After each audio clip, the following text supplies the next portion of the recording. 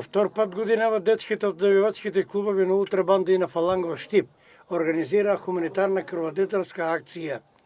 Во чест на некои своји прерано починати другари, а во услови на пандемија, не можејќи да организираат мемориални турнири во мал фудбал, тие се одважија да бидат хумани и да ја даруваат својата драгоцена течност.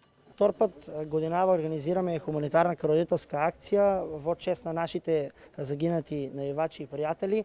Исто така вообичаено ово го правиме со организирање на мемориални турнири, но поради состојбата во државата со коронавирусот не имавме можност, затоа се решивме на хуманитарна крводителска акција. Ги повикувам сите кои сакат да дават крв, да даруваат, бидејќи чувството е прекрасно и знаеме дека сме спасиле нечии живот.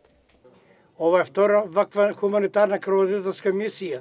Во првата, организирана во месец мај, беа собрани 30 шишиња од драгоцената течност која живо значи.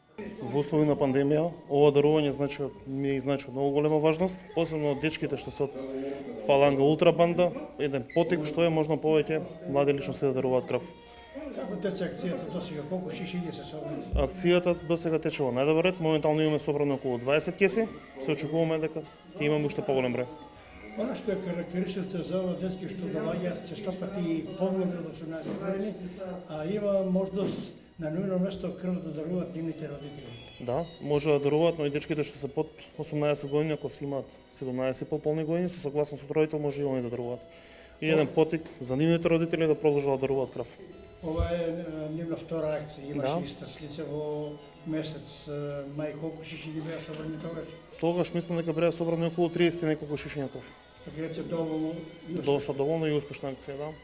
Многу млади членови поради годините, иако изразуваат желба, не смеат да даруваат крв, но затоа пак како замена доаѓа некој од нивните родители. Во услови на пандемија, гестот на овие млади навивачи е за пофалба и не случајно на нивниот повик се јавуваат и обичи граѓани кои се осеќаат како здрави и способни да даруваат заеднички со нив од својата драгоцена течност.